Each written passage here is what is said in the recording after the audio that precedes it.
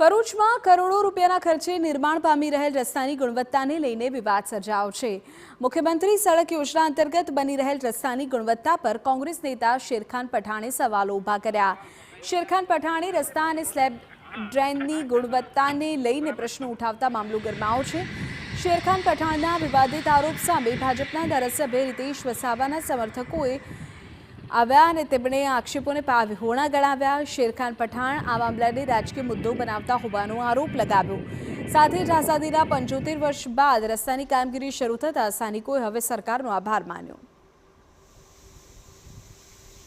જે કોંગ્રેસના અગ્રણીઓ દ્વારા આ ગેરરીતિ તેમજ ભ્રષ્ટાચારના આરોપો લગાવ્યા હતા તે બિલકુલ પાયાવિહોણા છે। તે કોંગ્રેસના અગ્રણીઓ પોતાનો રાજકીય રોટલા શેકવા માટે તેમજ અગત તેમનું રાજકીય પોતાનું ભવિષ્ય ટકાવી રાખવા માટે લોકોને ગુમરાહ કરે છે।